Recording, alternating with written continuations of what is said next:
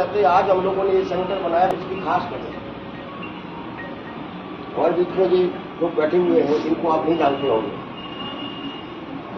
ये लोग वो है जो मोदी जी का स्किल इंडिया स्कूलों में लागू कर रहे हैं इस समय। स्किल इंडिया मतलब व्यावसायिक शिक्षा, जो भारत सरकार का सबसे ये कह सकते हैं कि बड़ा प्रोजेक्ट है। उन्हें पूरे हिंदुस्तान को के लड़कों को व्यावसायिक शिक्षा देके उनको उनके पैरों पर खड़ा करना है, ये उसका मकसद है। लेकिन ये एक्चुअल में स्कूलों के व्याख्याता के पद के बराबर की हैसियत के लोग हैं। स्कूलों में प्रिंसिपल होते हैं, मतलब उच्च शिक्षक जो होता है उस पद के लोग। लेकिन इनके साथ हो क्या रहा, इनके साथ ये आउटसोर्स पर रखे गए। ये कंपनी के जरिए हमारे यहाँ हिंदुस्तान में, अपने मध्य प्रदेश में स्किल इंडिया को लागू कराया गया। आउटसोर्स से रखे गए, तनख्वाह 8-8 महीने नहीं मिलती है, तो 8-8 महीने हो जाते हैं। और एक तरफ उच्च शिक्षक का वेतन 1.25 लाख रुपए और इससे काम कराया जा रहा है 15,000 रुपए। कोई सामाजिक सुरक्षा नहीं। ठीक इसी तरीके से हर विभाग के अंदर कंप्यूटर ऑपरेटर मध्य प्रदेश के अंदर आप भी जाते होंगे, आपके स्वास्थ्य विभाग के अंदर भी, स्कूलों में भी, कलेक्ट्रेट में भी, इन मध्य प्रदेश की सरकार के पास अपना एक कंप्यूटर ऑपरेटर नहीं है, एक सिंगल, जिसको ये कह सकें कि ये मध्य प्रदेश सरकार का कंप्यूटर ऑपरेटर। पूरे के पूरे कंप्यूटर ऑपरेटर आउटसोर्स से रखे हुए हर जगह आपको। पूरा स्वास्थ्य विभाग जिसका पूरा सपोर्ट स्टाफ है वो पूरा आउटसोर्स है।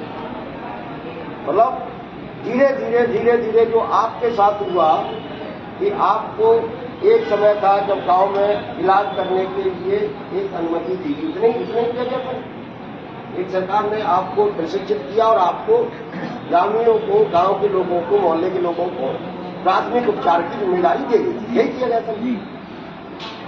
ये उस समय के हिसाब से देखा जाए तो कितना महत्वपूर्ण काम था।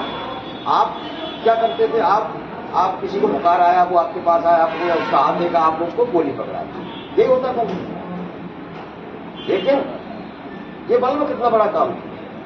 ये इतना बड़ा काम था कि जो गरीब शहर में डॉक्टर के पास नहीं पहुंच पाता था, उसे आप देख लेते थे, उसको मानसिक संतुष्टि हो जाती थी कि मैंने अपना इलाज करा लिया, मुझे दवाई मिल गई, आधा ठीक हो जाता था। आपकी एक गोली देने से, आपका उसका हाथ पकड़ने से वो आधा ठीक हो जाता है। और ये आपने भी महसूस किया होगा। यही करते थे। बीमारियां तो आजकल तो विज्ञापनों पे और उस पर लिखा है, ऐसा प्रचार किया जाता है कि जैसे कोई बीमारी को ऐसे किया कि लोग मरने ही वाले हैं, जबकि बीमारियां तो ठीक हो जाती हैं। आप लोग करते रहे। आजकल तो व्यवसायीकरण हो गया है, लेकिन आप लोग वो थे जो स्वास्थ्य का व्यवसायीकरण रोकने के लिए आप लोगों को रखा गया था। आपको भी खत्म कर दिया, आपको भी खत्म किया गया। आप क्या मांग रहे थे इस सरकार से? यही मांग रहे थे ना कि हमको एक लाइसेंस दे दो जिससे हम अपना काम करते रहे। यही मांग रहे थे। आपको तो वेतन भी नहीं मांगा आपने कभी। आपको एक कागज का टुकड़ा नहीं दिया गया जिस पर यह लिखा होता कि नहीं, आप अपने मोहल्ले में जो जरूरतमंद है उसको देख सकते हैं। आपको ये नहीं दिया गया। और आपके ही परिवार के जो बच्चे हैं, भाई हैं, बहन हैं, उनके साथ इस सरकार ने 18 साल में हुआ किया भी नहीं। और आगे क्या करने वाली है, आपने अखबारों में भी पढ़ा होगा कि क्लास 4 और क्लास 3 की सारी नौकरियां आउटसोर्स होने वाली है। क्लास 4 तो बंद होती है, क्लास 3 पहले बंद। अब आप बताइए, क्लास 4 की नौकरी कौन करता है? गरीब परिवार के बच्चे, दलित, आदिवासी, ओबीसी। बाबू की नौकरी कौन करता है? मध्यम वर्गीय परिवार के बच्चे वही करते हैं। कंप्यूटर ऑपरेटर कौन होता है? मध्यम वर्गीय परिवार के। आपने अगर ये सरकारी नौकरियां खत्म कर दी तो हमारे और आपके बच्चे कहां सरकारी नौकरी कर पाएंगे? क्या हमारे सरकारी नौकरी के सारे रास्ते बंद कर दिए सरकार ने?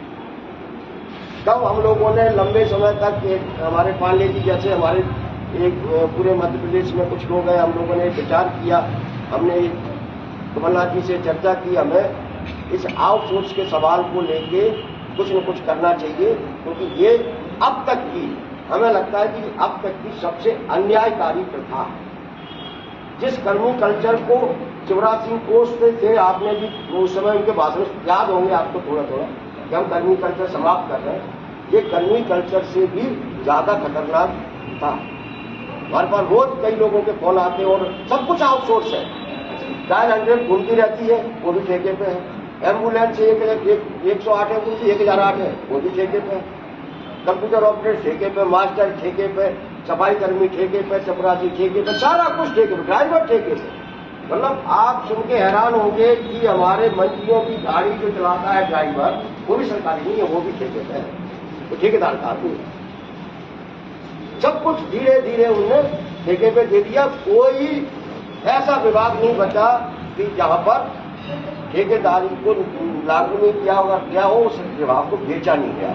सिर्फ अगर कुछ बचा है तो कलेक्टर की नौकरी बची है, एसडीएम की नौकरी बची है, तहसीलदार की नौकरी बची है, कुछ पटवारियों की नौकरी बची है, कुछ पुलिस की नौकरी बची है, जो सरकार निकाल दी। तो सारे के सबके बच्चे तो कलेक्टर नहीं बन सकते। तो कितने के बच्चे यूपीएससी सिलेक्ट कर लेंगे, कितनों के बच्चे पीएससी सिलेक्ट कर लेंगे। उनको जगह सीमित है ना, तहसीलदार सीमित है, एसडीएम भी सीमित दिखाएंगे, कलेक्टर सीमित रहेंगे। तो या 50 से ज्यादा तो कलेक्टर आप रख नहीं सकते।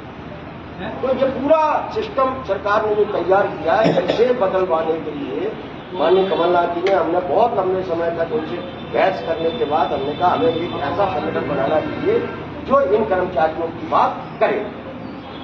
और हमें क्यों बात करना चाहिए, क्योंकि ये वो लोग हैं जो एक ठेकेदार के अधीन काम करते हैं। अगर ये अपनी वेतन की मांग करेंगे तो ठेकेदार इनको कल निकाल के बाहर खड़ा कर देगा। तो इनकी बात करने के लिए कुछ बाहर के लोग होना चाहिए जो इनकी बात करें। अभी एमपीवी के आउटसोर्स कर्मचारियों ने हड़ताल की थी, अपनी 3 दिन हड़ताल की थी, जाते हड़ताल।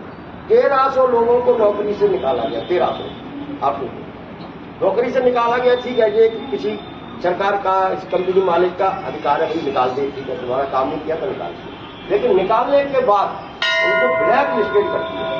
ब्लैक लिस्टेड का क्या मतलब होता है कि वो कहीं दूसरी जगह काम नहीं कर सकते। ये मध्य प्रदेश में पहली बार है 1300 लोगों को ब्लैक लिस्टेड कर दिया। डायल 100 के कुछ पायलट जो है, अभी 15 दिन पहले कमलनाथ जी से मिले थे, वो फोटो वायरल हो गया था। 12 लोग थे, 12 के 12 को नौकरी निकाल, सिर्फ इस बात के लिए कि कमलनाथ जी से ये बताने चले गए थे कि साहब हमको 8 महीने से बनवा देंगे, ये बताने गए। वो हम एक दिन अनशन पर वहां बैठे, कलेक्टर ने कहा कि हम रखवाते मिले। तो ये वो लोग हैं जिनकी लड़ाई के लिए हमने एक संगठन बनवाया, जिसके कार्यकारी प्रदेश अध्यक्ष हमने कहा आप भी इनकी अपनी लड़ाई को लड़ी रहे हो, इनकी भी बात करो, तो हो सकता है कि अपन को कुछ पुण्य मिले। अपन जिस जगह पर बैठे हुए हैं, ये जगह ऐसी है कि दूसरों के लिए कुछ करती है।